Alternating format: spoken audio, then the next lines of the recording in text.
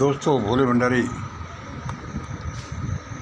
आज की देववाणी जनवाणी मंगलवाणी आज दिनांक 3 सितंबर 2025 है।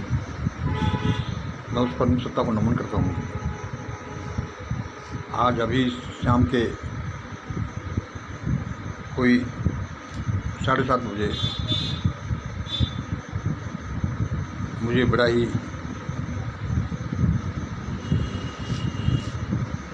भारत में भयानक तांडव होता हुआ तो उसमें परमात्मा ने दिखाया। मंगल देखो देखो देखो,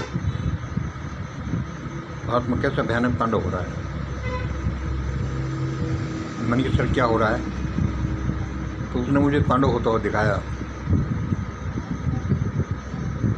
कि मंगल देखो, भारत के सब बड़े बड़े लोग,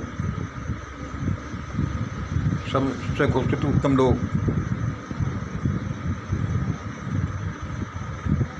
सब पैसे वाले लोग,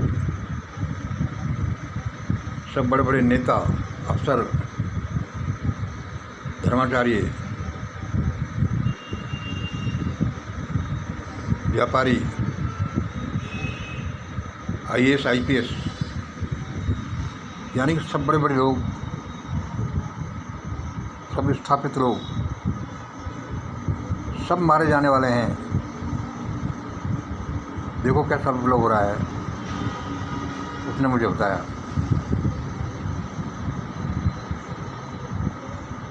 और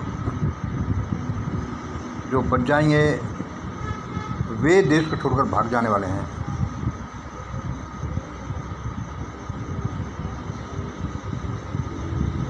और बाकी बहुत से ये उत्तमता धारण किए वाले लोग पकड़ लिए जाने वाले हैं और इनको कंसंट्रेशन कैंपों में डाल दिया जाने वाला है। जैसे कि ये NRC CCA के समय पब्लिक के लिए यातना शिविर, कंसंट्रेशन कैंप बनाने की सोच रहे थे। जो इनके लाइन पर नहीं चलेगा उसी को इस कानून के थ्रू इन कंसंट्रेशन कैंपों में यातना शिविरों में डाल दिया जाएगा। ये सब अब इनको उल्टा इनको डाला जाएगा। भारत के बड़े बड़े लोग, उत्तम लोग, से घोषित लोग, पैसे वाले लोग,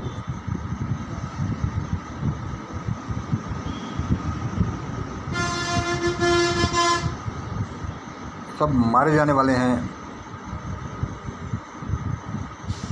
और जो मारा नहीं जाएगा वो देश छोड़कर भाग जाने वाला है।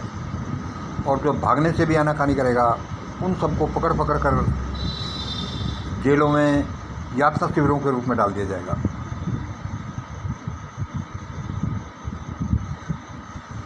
मैंने भगवान से पूछा कि भगवान सर ऐसा क्यों कर रहे हो, ऐसा क्यों होगा। उसने कहा मंगल सुनो,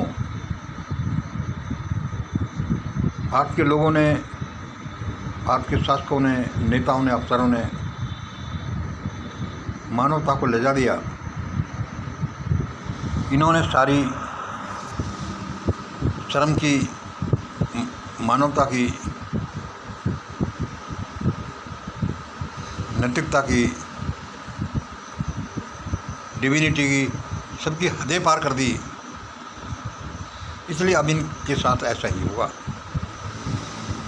देखो 2014 से 2024 तक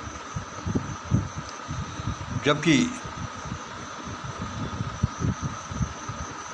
डिजिटल ज़माना था, डिजिटल ज़माना है, और ये कोई भी किसी देश में कोई हलचल होती है, कोई शासनाध्यक्ष कुछ करता है तो उसकी एक्टिविटी को सारी दुनिया देखती है। इसलिए वो शर्माता है और दुनिया ज़्यादा उद्यम नहीं मचाती, ज़्यादा अनाचार अत्याचार नहीं करती। लेकिन भारत के शासकों ने हद कर दी। इस देश में NRC CCA जैसा कानून लाने का प्रयत्न करना, जैसे लैंड 3 भूमि अधिग्रहण कानून लाने का प्रयत्न करना और EVM घोटाला जैसे कांड करना, ये सब बताता है, और बहुत सी चीज़ करना ये बताता है कि यहाँ के शासक लोग शासन करने के लायक नहीं। अब ये मारे जाएंगे, और या फिर जो बचेंगे वो भारत छोड़कर भाग जाएंगे, और जो भारत छोड़कर भी नहीं भागेंगे वे पकड़ लिए जाएंगे और यातना शिविरों में डाल दिए जाएंगे।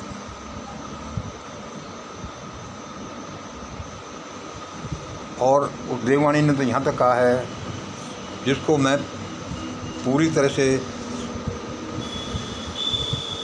यहाँ फिजिकल प्लेन में कह नहीं पाता, थोड़ा सकुचाता हूँ, लेकिन उसने जो बोला है वो तो बोला ही है कि अब भारत में ये बड़े बड़े लोग, ये स्थापित लोग, ये पैसे वाले लोग, ये शासक लोग, ये नेता, ये अफसर लोग, ये IAS IPS लोग, इन सबको छोटे लोगों द्वारा, गरीब लोगों द्वारा, भूखे लोगों द्वारा लूट लिया जाएगा। इनको लूटा जाएगा दिन दहाड़े। और उसने कहा, उस परमात्मा ने या देवात्मा ने या कोई एलियन ने या कोई शुद्ध पुरुष या कोई सूक्ष्म आत्मा ने जो इस ब्रह्मांड में विचरण करती हैं, उसने कहा कि जो लोग अब इस डिजिटल वे में इतने शर्माए नहीं, इन्होंने पहले मंगल क्या किया होगा। उन अंधे युगों में, अनपढ़ समय के युगों में क्या किया होगा। इन मुट्ठी भर लोगों ने, इन 15% लोगों ने, इन 3% लोगों ने उनका धन, सत्ता और शिक्षा तो लूट ही लिया, और उनकी असमत लूटने के लिए भी उनकी बच्चियों को पकड़ पकड़ पत्थरों से शादी करा दिया, जिनमें कि मंदिरों के पुजारी उनके साथ शोषण करते थे उनका, और न्याय अत्याचार करते थे। औरतों पर छाती टैक्स लगा दिया, और क्या क्या किया जग जाहिर है। इसलिए इस देश में ऐसा बवंडर होना है, ऐसी भयानक तक छानी है जैसी भी कि कहीं नहीं छाएगी। और ये सब मनुवाद, ब्राह्मणवाद या सनातनवाद की परिणति है, क्योंकि उसके रिजल्टेंट के रूप में ही यह आ रहा है। क्योंकि मनुवाद, ब्राह्मणवाद, सनातनवाद इसी की वजह से, इसी के सिद्धांत ऐसे हैं कि लोगों को खाना पीना तो दूर, शिक्षा तो दूर, लोगों को गंदा पानी नहीं, पोखरों का नहीं पीने दिया गया। क्यों पीने देंगे भाई? इनके बाप का राज है, और कोई किस थोड़ी आया इस दुनिया में। इसलिए भगवान बहुत नाराज है कि अब बड़े बड़े लोग, स्थापित लोग, बड़े बड़े नेता, अफसर, IAS IPS, धनाढ्य, बड़े बड़े पैसा बनाकर विदेशों में जाकर बसने वाले लोग, सबको मारा जाएगा। और मारा नहीं जाएगा तो ये विदेश में भाग जाएंगे, और विदेश में भागते भागते भी ज़्यादातर को पकड़ लिया जाएगा, और इनको कंसंट्रेशन कैंप, यातना शिविरों में डाल दिया जाएगा, जैसा कि हिटलर ने यहूदियों को जर्मनी में डाला था।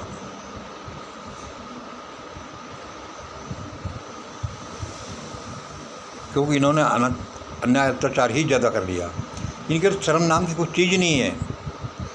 जब इस जागृत संसार में, जागृत युग में, डिजिटल दुनिया में जो ऐसा कर सकते हैं, तो पहले इन्होंने क्या किया होगा 5-10 हज़ार सालों से। जिनको ने पढ़ने दिया गया, जिनको ने खाने पीने न दिया गया, जिनको ने शिक्षा लेने दी गई, जिनके सारे रास्ते बंद कर दिए, और जिन गरीबों की को खाने पीने के लिए जो लाले पड़ते, जो उनकी बहन बेटियों को मंदिरों में पत्थरों से शादी कर दी गई, और जिनके साथ किससे घृणित व्यवहार किया गया।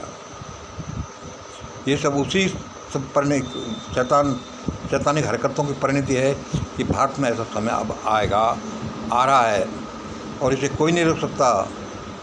और इसमें उसने कहा कि इसमें कुछ लोगों को जो सहारा मिलेगा वो उन्हीं को मिलेगा जो जाने या अनजाने मिशन ग्रेट इंडिया और इसके जैसे सिद्धांतों का पालन करते होंगे, मिशन ग्रेट इंडिया के ग्रेट इंडिया डॉक्यूमेंट को फॉलो करेंगे, और जो इसमें शामिल हो जाएंगे और जिनको इस मिशन के मेंबर्स बचाना चाहेंगे, जिन पर रहम करना चाहेंगे,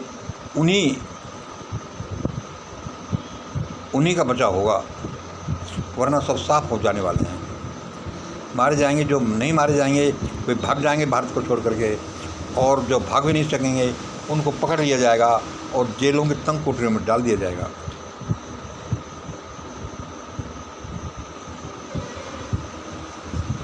मैंने कि भाई भगवान, बड़ा ही भयानक तुम तो बता रहे हो,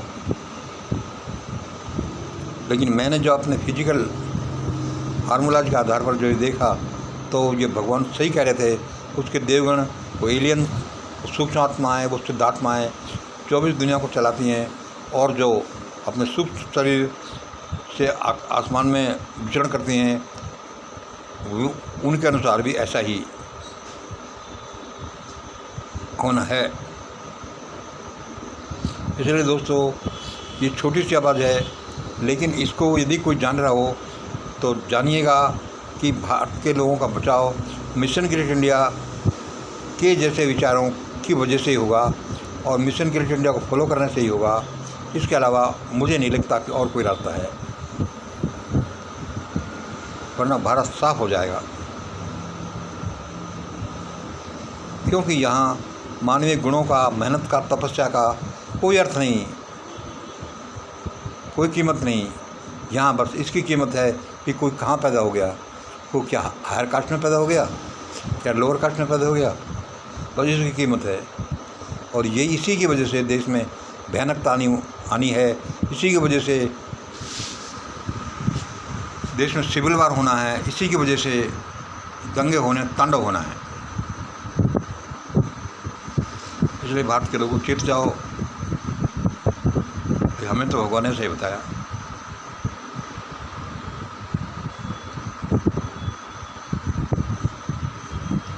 आज इतना ही। जय हिंद, जय भारत।